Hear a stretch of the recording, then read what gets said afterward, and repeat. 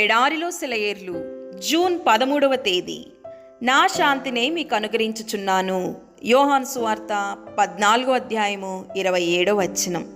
ఇద్దరు చిత్రకారులు ప్రశాంతత అనే దాని మీద తమకున్న ఆలోచనని బొమ్మ రూపంలో గీశారు. మొదటి చిత్రకారుడు ఎక్కడో కొండల మధ్య నిండుగా ఉన్న ఒక సరస్సుని తన చిత్రపటంలో చూపించాడు. రెండవ అతను తన క్యాన్వాస్ మీద భీషణమైన ఒక జలపాతాన్ని, దాని నురుగులపైన వంగి రేపో మాపో కూలిపోతుందేమో అన్నట్టుగా ఉన్న ఒక చిన్న చెట్టు, దాని కొమ్మ మీద జలపాతపు జల్లుకి దాదాపుగా తడుస్తూ తన గూటిలో కూర్చొని ఉన్న ఒక చిన్న పిచ్చుక, ఈ బొమ్మను హృదయంగా చిత్రీకరించాడు. మొదటి చిత్రం జడత్వమే, రెండవది విశ్రాంతి. క్రీస్తు జీవితం పైకి ఎలా కనిపిస్తుందంటే అంత అల్లకల్లోలమైన జీవితం ఇంకెక్కడ ఉండదేమో అని అనిపిస్తుంది. తుఫానులు, అలజడులు, అరిగిపోయిన ఆ శరీరం సమాధిలో విశ్రాంతి పొందే వరకు కష్టాల కెరటాలు దానిపైన విరుచుకు పడుతూనే ఉన్నాయి.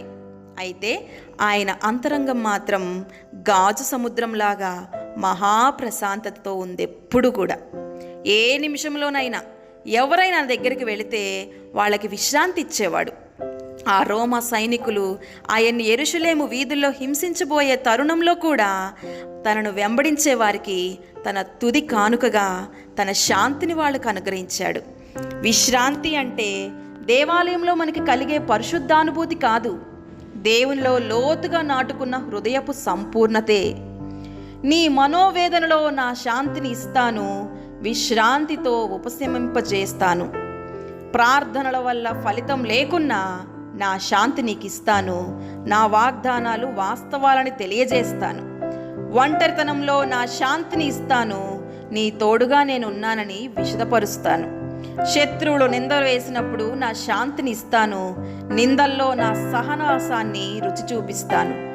ఘోర వైపరీత్యంలో నా శాంతిని ఇస్తాను, మహిమా బాటలో సిలువకి నడిపిస్తాను.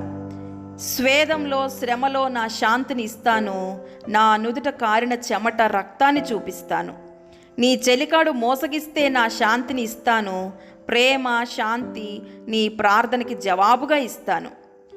చావు తప్ప వేరే దారి లేకుంటే సిలువ దారి చూపించి నిత్య శాంతిని నీకు ఇస్తాను. దేవుడి మాటలను దీవించునుగాక. ఆమేన్.